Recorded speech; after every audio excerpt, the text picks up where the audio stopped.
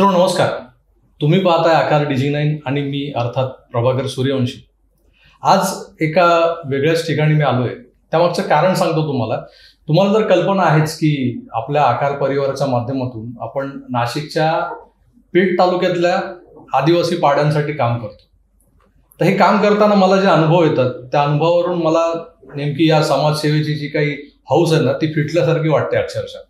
आणि त्यामुळे जेव्हा माणूस विमनस्क अवस्थेत जातो, फ्रस्ट्रेटेड होतो, तेव्हा विचार करतो की आपण एवढ्या छोट्याशा ग्रँजरवर हे काम करतोय, छोट्याशा पातळीवर काम करतोय, तर महाराष्ट्रात असे कित्येक समाजसेवक आहेत जे फार मोठं कार्य करत आहेत. तालुका पातळी म्हणा किंवा जिल्हा पातळीवर त्या कार्याची दखल घेतली जाते. अशा लोकांना किती त्रास होत असेल. त्यातलेच एक समाजसेवक मला नेहमी खुणावत होते, पण माझा परिचय नव्हता त्यांच्याशी. त्यांची एक संस्था आहे जिजाऊ शैक्षणिक व सामाजिक संस्था या नावाची एक संस्था माझ्या सतत नजरेस पडत होती. आणि या संस्थेचे जे संस्थापक आहेत निलेश भगवान सांबरे यांना भेटण्याची, त्यांच्याकडून त्यांच्या कार्याची माहिती घेण्याची एक प्रबळ इच्छा माझ्या मनात निर्माण झाली होती. आणि आज तो योग आलाय. मी आमच्या विक्रमगड तालुक्यातल्या झडपोली या त्यांच्या गावी आलोय. त्यांच्या कार्यालयात बसलोय. माझ्यासोबत अर्थातच निलेश सांबरे आहेत. सांबरे सर नमस्कार. नमस्कार. आकार DG9 आणि आकार परिवारातर्फे तुमचं मनपूर्वक स्वागत करतो. मला जाणून घ्यायचंय की ही जी तुमची संस्था आहे जिजाऊ संस्था, त्या संस्थेच्या स्थापनेमागची जी काही मनोभूमिका असेल तुमची, ती संस्था स्थापन करण्याआधी या समाजातल्या काही गोष्टी तुमच्या नजरेस पडल्या असतील. जशा मी त्या पाड्यावर गेलो होतो तेव्हा मला जे काही दिसलं आणि त्यातून एक स्पार्क निर्माण झाला आणि मी तिथे काम करू लागलो. आता ते माझं फार एका छोट्या पाड्यापुरतं मर्यादित काम आहे. तुम्ही एवढ्या मोठ्या ग्रँजरवर काम करताय. मला तुमच्याकडून जाणून घेण्याची प्रबळ इच्छा झाली होती की हे सगळं करत असताना तुम्हाला कसे कसे अनुभव आले थ्रू आउट तुमच्या या पूर्ण करिअर स्पॅनमध्ये. आणि मुळात त्याआधी की जिजाऊ नावाची एक संस्था, ज्या जिजाऊने शिवबा घडवला आणि असे अनेक शिवबा महाराष्ट्रातल्या आदिवासी पाड्यांवरचे घडवण्याचं काम तुम्ही करताय. तर मला तुमच्याकडून जाणून घ्यायला आवडेल की ह्या मागची नेमकी संकल्पना काय. नमस्कार. पहिल्यांदा आपलं स्वागत सर्वांचं जिजाऊ नगरीमध्ये. छत्रपती शिवाजी महाराजांचा इतिहास आपण पहिलीला असल्यापासून वाचत होतो, अभ्यास करत होतो. त्याचबरोबर आईवडिलांचे संस्कार सातत्याने दुसऱ्याला मदत केली पाहिजे. आपल्याबरोबर दुसरा शेजारताही जेवला पाहिजे, शेजारताही शिकला पाहिजे, त्यालाही आरोग्य व्यवस्था झाली पाहिजे. त्यानंतर 2004ला मी साधारण ठाण्यामध्ये राहायला आलो. त्यावेळेस निर्मलकुमार देशमुख साहेब आणि पुरुषोत्तमजी खेडेकर साहेब हे मराठा सेवा संघामार्फत दोन चांगले सद्गृहस्थ भेटले. त्यांनीही सांगितलं का आपण एकत्र झाल्यानंतर समाजाच्या विकासासाठी कशा प्रकारे काम करता येईल. त्या दृष्टीने त्यावेळेस अधिकाऱ्यांची मोठी संघटना होती मराठा सेवा संघात. मग आम्ही संभाजी ब्रिगेड आणि मराठा सेवा संघाचीही संघटना बघितली का आपण एकटं मोठं होऊन नाही चालणार, तर समाजातील जे दुर्बल घटक आहेत त्यांनाही आपण बरोबर घेऊन चाललं पाहिजे. नंतर मी नॉर्मल माणसाप्रमाणे मदत करत असायचो. अगदी कॉलेजला असतानाचा किस्सा सांगतोय तर मला फर्स्ट क्लास 12वीला मिळाल्यानंतर वडिलांनी मोटरसायकल कबूल केली होती. त्या मोटरसायकलचे जे पैसे रक्कम 40,000 रुपये दिले होते ते एक ट्रक होती मित्राची आणि तो अडचणीत होता, लोन त्याचे भरायचं होतं. मी ती संपूर्ण रक्कम वडिलांकडनं घेऊन त्या मित्राला दिली होती. आणि लहानपणापासून वाटत होतं का आपल्याला बरोबर आपण असा पैसे कमावले पाहिजेत का जेणेकरून आपलं पोट भरून समाजातील ज्यांचे दुर्बल आहेत त्यांचंही पोट आपल्याला भरता आलं पाहिजे. अगदी छोटे छोटे व्यवसायापासून आम्ही सुरुवात केली. 10वी नंतर मी प्रगणक म्हणून काम केले, मास्टर कारकून म्हणून काम केलेलं आहे. एका मुंबईवाला मिरांडा म्हणून मुंबईवाल्याचं फार्म हाऊस होतं तिथे काम केलेलं आहे 2,000 रुपये पगारामध्ये. लहानपणापासून शिक्षण घेत असताना पैसे आल्यानंतर ते पैसे कसे विनियोग करायचा, उद्या वाईट विनियोग करण्यापेक्षा चांगला विनियोग कसा होईल त्या दृष्टीने काम सुरू केलं. 2008ला जिजाऊ संस्थेची आपण स्थापना केली. की जिजाऊ या सर्व जाती धर्माची आहे. छत्रपती शिवाजी महाराज सर्व जाती धर्मियाचे. हा मानवतेच्या दृष्टिकोन घेऊन संस्थेची स्थापना केली आणि काम सुरू होतं. दररोजच दवाखाना. विशेषतः काय झालं का आनंदिकेचा मृत्यूनंतर आमच्या ग्रामीण भागातील जनतेला ठाण्यामध्ये कोणीही गॉडफादर नव्हता. ते सातत्याने माझ्या लक्षात येत होतं का आरोग्याचं झालं तर मेडिकलसाठी सिव्हिल हॉस्पिटलमध्ये कोण आपला बाप नव्हता, शिवाजी हॉस्पिटलला बाप नव्हता. प्रायव्हेट रुग्णालय, कटिंग सिस्टीम, आधी खेड्यातल्या डॉक्टरांची कटिंग सिस्टीम जिथे असते तिथे लोकांना ऍडमिट केलं जायचं, लाखो रुपये बिल व्हायचं. अगदी जमिनी विकायला लागायच्या शेतकरी बांधवांच्या. शेतमजूर माणूस तर तसाच मरून जायचा उपचाराबाबत. हे दुःख सतत मनात पिढत असताना या दुःखाचं मुख्य कारण आहे शिक्षण आणि उत्तम आरोग्य व्यवस्था केली पाहिजे, त्या दृष्टीने कामकाज सुरू केलं. त्याचबरोबर 2013ला मनोरवाडा भिवंडीचं एक आंदोलन आम्ही केलं होतं. त्या रस्त्याचं काम अपूर्ण असताना आजही रस्त्याची परिस्थिती बघा. ठेकेदारांनी काही प्रशासनाला हाताशी धरलं, काही वरच्या लेवलचे मंत्रालय लेवलचे अधिकारी धरले आणि त्यांनी जबरदस्तीने टोल सुरू केला होता. तो टोल बंद करण्यासाठी आमच्याबरोबर एक 700-800 युवक येऊन आम्ही टोल नाका बंद केला. अगदी लाईव्ह पत्रकार होते बरोबर, ती लाईव्ह न्यूज चालू होत्या. आम्ही ज्या अधिकाऱ्यांनी टोलला परवानगी दिली त्याचा पुतळा जाळला तिथे याच्यात. परंतु एक इन्सिडन्स घडला का, एक टोल नाका ठेकेदाराबरोबर थोडंसं कार्यकर्त्यांची चर्चा झाली, त्यांनी फायर केली. फायर केल्यानंतर थोडंसं मारामाऱ्या झाल्या किंवा तो पडून पडला, पाय मोडला त्याच्या गटारीमध्ये. परंतु त्याचे गुन्ह्याचे हे झाले की इकडचे काही लोक, ठाणे जिल्ह्यातले एका मोठ्या पक्षाचे लोक डायरेक्ट गृहमंत्री साहेबांकडे गेले. गृहमंत्री साहेबांकडनं आदेश केले की निलेश सांबरेला जेरबंद करा. आणि त्यावेळेस माझ्यासहित 45 लोकांना, जे वाडा विक्रमगडची लोक आहेत, ज्यांच्यावर साधी उभ्या आयुष्यामध्ये NC नव्हती, अशा लोकांवर गुन्हे दाखल झाले. आम्ही तर कलेक्टरांपासून, तहसीलदारांपासून, पोलीस स्टेशन, SP पर्यंत सर्वांना पत्र देऊन आंदोलन केलं होतं. परंतु आमच्यावर दरोडे, खंडण्या अशा प्रकारचे मोठे गुन्हे दाखल झाले. कुठला कलम राहिला नाही बाकी. 25-30 कलम लावून टाकले का, अशा प्रकारचे दाखल केले. अगदी लाईव्ह पत्रकार असताना, लाईव्ह न्यूज चालू असताना, निवेदन देऊन जात असताना, लोकशाहीच्या हक्काने आम्ही गेला असताना सुद्धा आमच्यावर गुन्हे दाखल झाले. गुन्हे दाखल झाल्यानंतर आम्हाला वाडा पोलीस स्टेशनला अटक करण्यात आली. त्यानंतर तोपर्यंत ठीक होतं, घरचे डबे वगैरे येत होते. जेव्हा आम्ही ठाणा जिल्हा गेल्यानंतर लक्षात आलं का एक माणसाच्या आयुष्यात काय लागतं. एक 2.5 फूट रुंदी आणि 6-6.5 फूट लांबी, एक चटई आणि एक चादर आणि 2 कपड्याचे जोड, याच्या पलीकडे माणसाचं जीवन काही नाही, 2 टाइम खायला पाहिजे. त्या दिवशी त्या जेलमध्येच विचार केला की आता आपला मृत्यू 12 मार्च 2013ला झालेला आहे. आता उरलेलं आयुष्य आपण समाजासाठी जगलो पाहिजे. ज्या दिवशी बाहेर आल्यानंतर तुम्हाला अनुभव सांगतोय समाज कसा असतो. बाहेर आल्यानंतर 1-1.5 वर्ष तर मी कोणाच्या घरी कुठल्या कार्यक्रमालाही गेलो नाही, पण समाजानेही आपल्याला कोणाला बोलवलं नाही. पण माझ्या मनात होतं की एक दिवस आपण असं तयार करू का महाराष्ट्राच्या नव्हे तर देशाच्या सगळ्या शक्ती आपल्यापर्यंत पोहोचतील. त्या दृष्टीने काम चालू केलं की ज्या अगोदर 2013च्या अगोदर मला पोलीस बॉडीगार्ड होते, पर्सनल 2 बॉडीगार्ड होते, ड्रायव्हर होते, या सगळ्या गोष्टी मी सोडल्या. मी स्वतः ड्रायव्हिंग करायला लागलो. जे पर्सनल बॉडीगार्ड होते त्यांना साईडवर उभं केलं आणि कामाकडे लक्ष दिलं, पूर्ण फोकस केलं. आणि त्यानंतर 2015ला डावखळे साहेब आले होते आमच्याकडे आणि सिने कलाकार मकरंद अनासपुरे. त्या दिवशी विक्रमगडला मी डिक्लेअर केलं की ज्याप्रमाणे ठाण्याची CBSE स्कूल आहे रेमंडची, शिंगाण्या, त्या धर्तीवरती झडपोली येथे शाळेची स्थापना करण्यात येईल. आणि ज्याप्रमाणे ज्युपिटर हॉस्पिटल आहे त्याप्रमाणे गरिबांना मोफत इलाजासाठी झडपोली येथे आपण रुग्णालय तयार करू. आणि 2016-17 पर्यंत 16-15 पासून शाळा चालू केली. एकटी शाळा सुरू केल्यानंतर लक्षात आलं की जव्हार मोखाडा किंवा पालघर जिल्ह्याचा जो कुपोषणाचा डाग आहे तो मिटवायचा आहे, तर शिक्षण गरजेचं आहे. त्या दृष्टीने आज मोखाड्यामध्ये 3 CBSE स्कूल आहेत, एक स्पर्धा परीक्षा वाचनालय, एक पोलीस अकॅडमी. जव्हारमध्ये 2 CBSE स्कूल आहेत 2 टोकाला, एक पोलीस अकॅडमी, एक स्पर्धा परीक्षा वाचनालय. झडपोलीचं तर आपण बघितलं असेल का ज्या वास्तूमध्ये आपण बसलोय ते अगदी सर्वच वास्तुतज्ञांनी सांगितलं होतं इथे मंदिर किंवा विहीर बांधा. आपण या दोन्ही गोष्टी बाजूला टाकून एक 24 तास चालणारं वाचनालय जे मंदिर आहे ते खुलं केलं की जिथे महाराष्ट्रातल्या सर्वच जिल्ह्याचे विद्यार्थी आहेत. आज अभिमानाने सांगतो की ज्या दिवशी वाचनालयाचं उद्घाटन होतं अभ्यासिकेचं, त्या दिवशी 2 IAS आपल्याकडे येणार होते. डॉक्टर राजेंद्र भारुड साहेब आणि एक देशमुख म्हणून पुरवठा अधिकारी होते, मंत्रालयात होते IAS.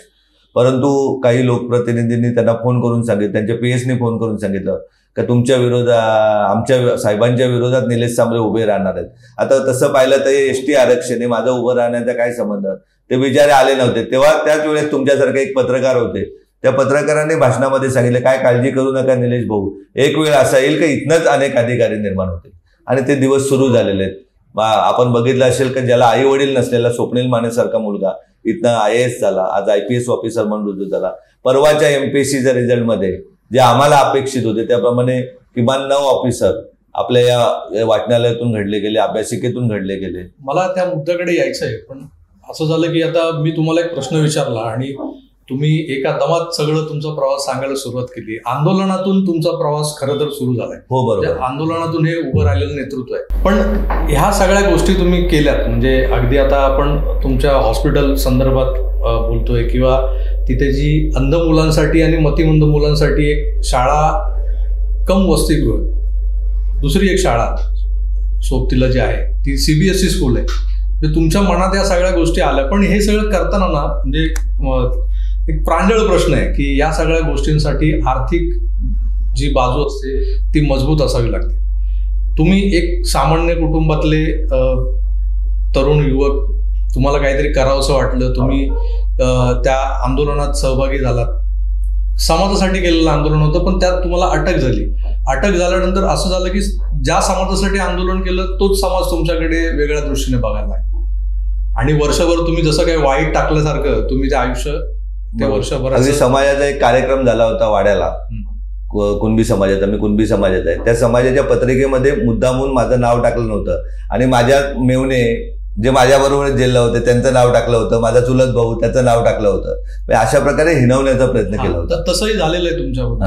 पण हे सगळं करण्याच्या ज्या गोष्टी तुमच्या डोक्यात आल्या, म्हणजे त्या तुरुंगातल्या कुठल्या तरी रात्री तुम्हाला असं झोप येत नसेल तेव्हा माणूस विचार करतो, आणि त्या विचारातून हे सगळं सुचत गेलं, आणि ज्या पद्धतीने शाळा उभी राहिली, ज्या पद्धतीने हे रुग्णालय उभं राहिलं, ज्या पद्धतीने आता तुमची ती अंध विद्यार्थ्यांची किंवा अंध मुलांची जी शाळा आहे किंवा ते वसतिगृह आहे, ही एक समाजासाठी एक मोठी उपलब्धी आहे तसं पाहायला गेलं तर.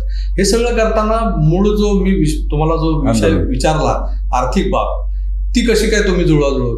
नक्कीच आंदोलनाबाबत सांगतो का, आंदोलनाच्या वेळेस कळलं का माझ्या समाजातील एखादा, म्हणजे या 2 जिल्ह्यातील नव्हे तर कोकणातील एखादा जर IPS असता त्या SPच्या जागेवरती, तर असे खोटे गुन्हे दाखल झाले नसते. एखादा माझ्या समाजातील न्यायाधीश असता तर विनाकारण आम्हाला कोठडून ठेवलं नसतं.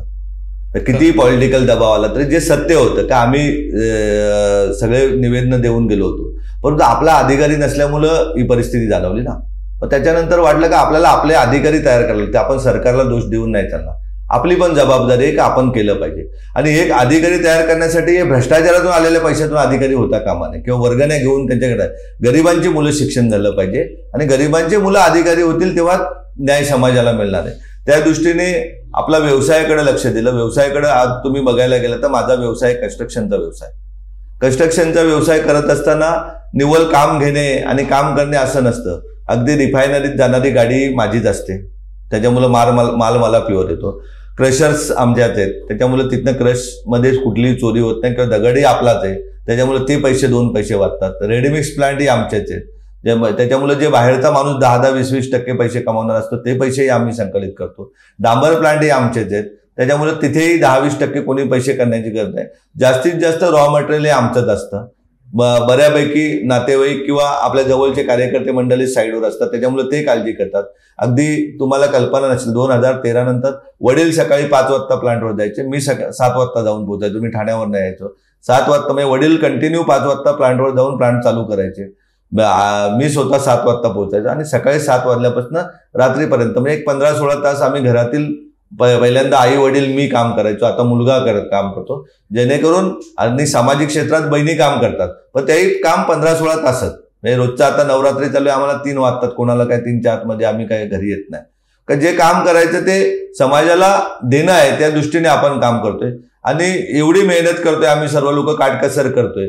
का माझं म्हणणं आहे का मी 1 लाख रुपयात जगलो पाहिजे, जर तुम्ही 1 लाख रुपयात तुमचं कुटुंब जगतं तर 1 लाख रुपया पलीकडे मलाही खर्च नाही लागला पाहिजे. अगदी म्हणायचं गेलं तर फॉरेन टूर किंवा हॉटेलचं जेवण किंवा इतर पार्ट्या फिट्या सगळ्या गोष्टी आम्ही बंद केल्या. ते खर्च कमी करून ते सगळे पैसे जिजाऊ संस्थेला वाहिले जातात, की जेणेकरून जिजाऊ वाढली पाहिजे.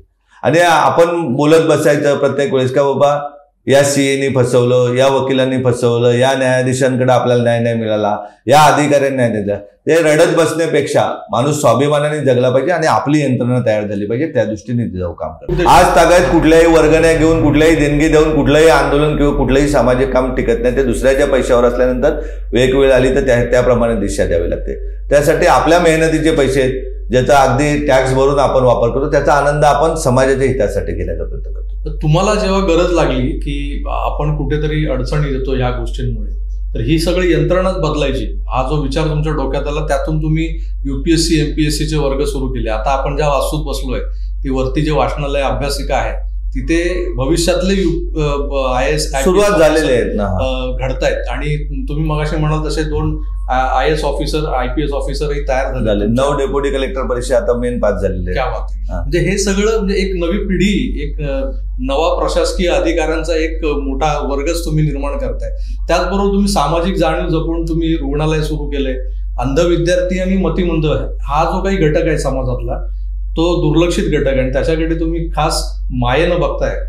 हाही फार मोठा विचार आहे.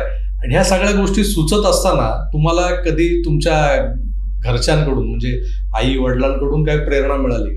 100% सतत बरोबर असतात. तुम्हाला कल्पना वाटेल म्हणजे अगदी गोष्टी तुम्ही विश्वास ठेवणार नाही.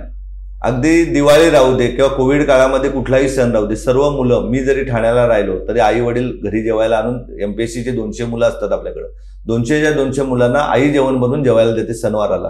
किंवा बरेच नागपूरची पोरं आहेत, सगळ्या जिल्ह्याची, महाराष्ट्राची मुलं, त्यांना कधी वाटून नाही देत का तुमचे आई वडील नाही किंवा काही नाही. तुम्हाला आणखीन कल्पना वाटेल, एखादा रुग्ण असतो किंवा एखादा विद्यार्थी असतो. आजही माझ्या ठाण्याच्या घरामध्ये एक बिहारचा मुलगा UPSCचा स्टडी करतो. माझ्या मुलांच्या बरोबर तो पुण्याला शिक्षण घेत होता इंजिनिअरिंगचा. अत्यंत हुशार आहे. तो कॅप्टन म्हणून, कर्नल म्हणून तो सिलेक्ट झाला होता. परंतु लहानपणी डोळ्याला त्याला मार लागल्याने त्याला शेवटच्या मेडिकलमध्ये रिजेक्ट केला. अगदी तो 20 लाख विद्यार्थ्यांमध्ये पहिल्या 3 मध्ये आला होता. तो विद्यार्थी UPSCचा स्टडी करतोय. आता बघायला गेलं तर अनेक रुग्ण ग्रामीण भागातले, उद्या त्यांचा राहायची व्यवस्था नाही, ठाण्याला एखाद्या लेडीजचा डिलिव्हरीचा प्रॉब्लेम असतो तर ते रुग्ण आमच्या घरी असतात. आम्ही हॉटेलला किंवा दुसऱ्या कुठल्या फ्लॅटवर नाही ठेवत.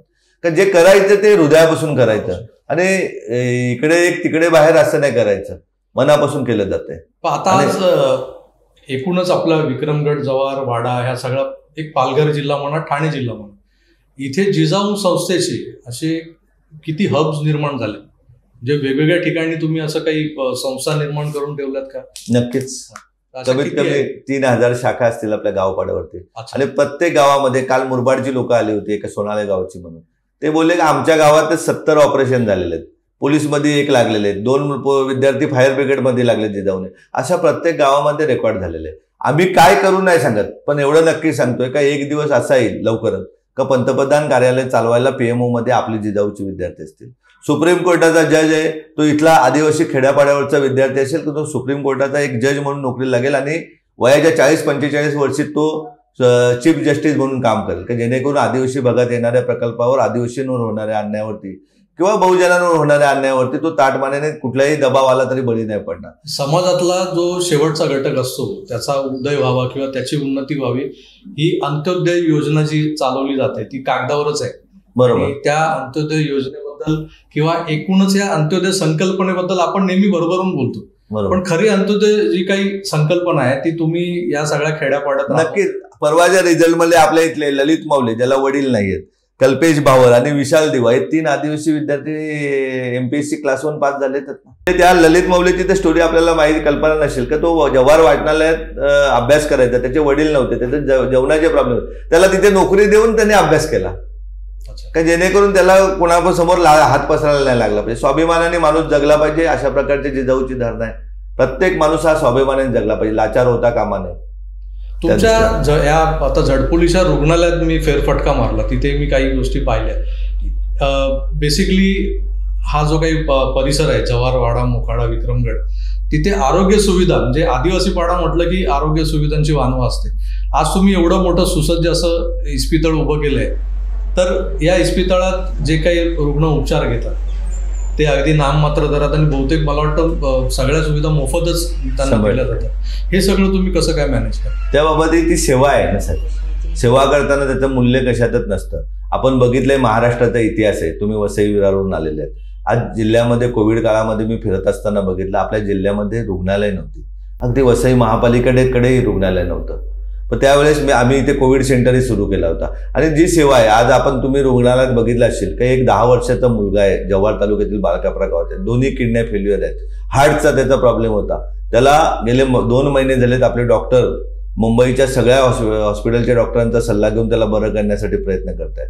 आपण बघितले असेल एक 28 वर्षाची महिला जी 40% भाजलेली, तिला वाचवण्याचं काम आहे. जी सेवा आहे ती केली पाहिजे. किमान 25 डोळ्याचे ऑपरेशन दररोज होतात, 5 ते 7 अदर ऑपरेशन होतात. किडनी स्टोन, हार्निया वगैरे सर्व होतात. बाजूला तुम्ही गायनाईक वार्ड बघितला असेल, ज्या जिल्ह्यामध्ये जिल्हा रुग्णालय नाही 2014च्या निर्मित होऊन सुद्धा, त्या जिल्ह्यामध्ये तुम्ही पत्रकार म्हणून सातत्याने बातम्या ऐकत असाल, वाचत असाल, मांडत असाल का दर 15 दिवसांनी आमची ताई डिलिव्हरीला जात असताना पोटातल्या बाळासहित मरण पावली. त्यांच्यासाठी आपण महिलांसाठी विशेष कक्ष तयार केलेले, दररोज 2-3 सिझेरियन होतात. तेही 5,000 रुपये दिले ते दिले नाही तर तेही घेत नाही. गर्भपिशवीचे ऑपरेशन होतात. अगदी ठाण्यापासून पेशंट आपल्याकडे येतात. वसई तालुक्यातले अनेक पेशंट आमच्याकडे येतात. या दोन्ही जिल्ह्यातल्या कानाकोपऱ्यातले रुग्ण हे आपल्याकडे विश्वासाने येत आहेत आणि त्या विश्वासाने त्याला बरं करण्याचं काम केलं. आणि ती सेवा आहे, तिचं मूल्य कशातही म्हणता येणार नाही. आज तुम्ही बघायला गेले तर तुमच्या कोणत्या महापालिकेच्या किंवा जिल्ह्यामध्ये किती रुग्णालयामध्ये एमडी फिजिशियन मला माहिती नाही, एमडी गायनाईक आहेत, एमडी पीडियाट्रिशियन आहेत. सर्व स्तरावरचे डॉक्टर हे उच्च शिक्षित आहेत आणि त्याला आणून आपण इथे सेवा केली जाते. आणि त्या सेवेचं मूल्य कशात नाही ते धरूच शकत नाही. आपण मानवतेच्या दृष्टीने काम सुरू आहे. तुम्ही काम तर करताय मानवतेच्या, अगदी रक्तही देतोय आम्ही. त्यांना रक्त पाहिजे त्यांना रक्त पुरवठा ते काम केलं जातं. मेडिसिनही मोफत आहे, आपण बघितलं असेल. बरोबर. नाही, इस्पितळात फेरफटका मारला मी. तुमचं जे काम चाललंय ते मानवतेच्या मार्गावरून सेवाभावी वृत्तीने हे सगळं काम चालू आहे. पण त्यातून एक जनाधार निर्माण झालाय. म्हणजे हा सगळा विक्रमगड तालुका म्हणा किंवा ठाण्याच्या परिसरातला, पालघर मधला सगळा जो काही आदिवासी बांधव आहे तो कुठेतरी आज निलेश भाऊ सांबरे किंवा तुम्हाला मला वाटतं अण्णा म्हणतात ना, आप्पा म्हणतात. अच्छा. तर तुमच्याबद्दल एक त्यांच्या मनात कुठेतरी आस्था निर्माण झाली, एक आपुलकीचा भाव निर्माण झालेला आहे. तर ही एक वोट बँक होऊ शकते. म्हणजे मी राजकीय विश्लेषक आहे म्हणून मला मी त्या ट्रॅकवर येतोय. तुमचं काम जे आहे ते पूर्णतः सामाजिक दृष्टिकोनातून चाललंय. पण माझ्या नजरेने जेव्हा मी बघतोय ना तर मला असं वाटतंय की ही एक मोठी वोट बँक आहे. भविष्यात कधी तुम्हाला असं वाटतंय, तुमच्या मनात विचार येतात की या राजकारणात उतरावं? खूप जर राजकारणाने त्रास दिला तर तसं वाटतंय ना. 2018च्या पोटनिवडणुकीमध्ये मुख्यमंत्री, तत्कालीन मुख्यमंत्री देवेंद्रजी फडणवीस आपल्याकडे आले होते, चंद्रकांत दादा आले होते, त्यानंतर एकनाथजी शिंदे साहेब पण आले होते, शरद पवार साहेबांनाही एका कार्यक्रमाला आम्ही बोलवलं होतं. तोही कार्यक्रम मोठा झाला होता. परंतु काय होतं की निवडणुका झाल्यानंतर किंवा हे झाल्यानंतर त्यांचे जे ग्राउंड लेवलचे पुढारी असतात ते जाऊन काहीतरी चुकीचं बोलत असतात, चुकीच्या शब्द हे करत असतात.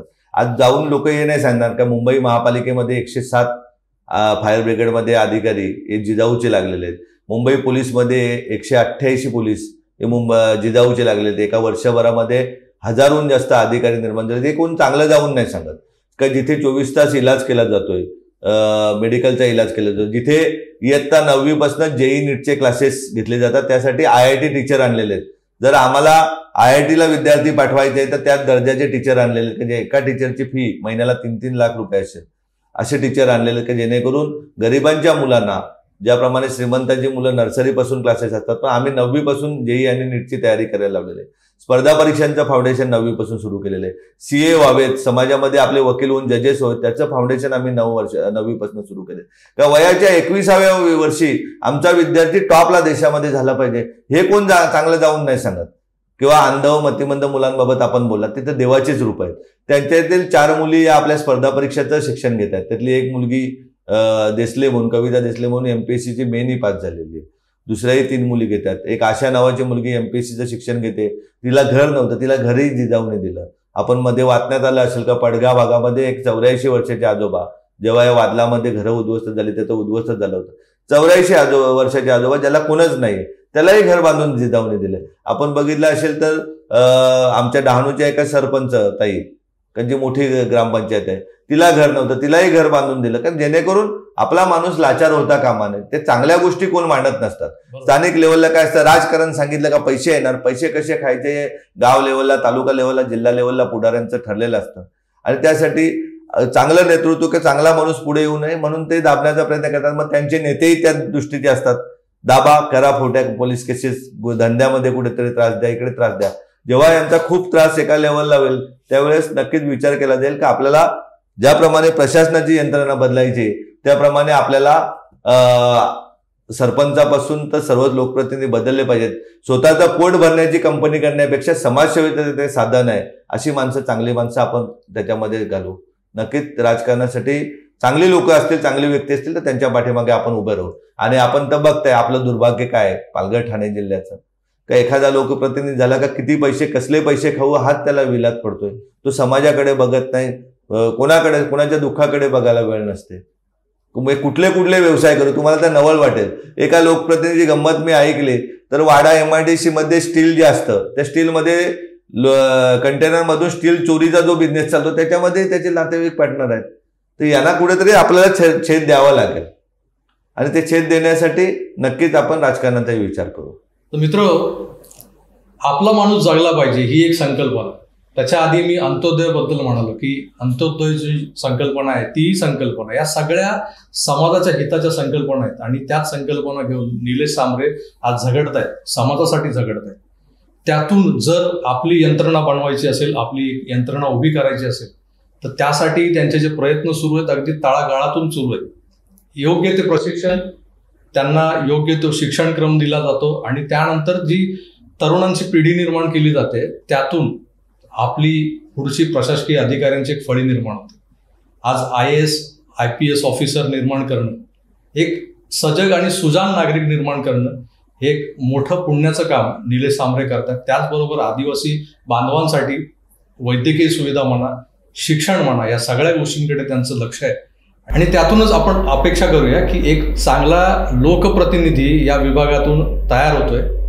निलेशजी, आम्हाला तुमच्याकडून अपेक्षा आहेत की तुम्ही सामाजिक कार्य तर करताच आहात, राजकीय क्षेत्रातही तुमच्याकडून ज्या सर्वसामान्यांना अपेक्षा आहेत त्याही तुम्ही पूर्ण कराल आणि आम्हाला एक चांगला लोकप्रतिनिधी जो सर्वसामान्यांचा विचार करणारा, स्वतःचं घर भरणारा नाही, सर्वसामान्यांचा विचार करणारा लोकप्रतिनिधी तुमच्या रूपानं आम्हाला संसदेत किंवा विधानसभेत, विधान परिषदेत पाहायला मिळावा या शुभेच्छा देतो आणि याच नोटवर आपली रजा घेतो. धन्यवाद.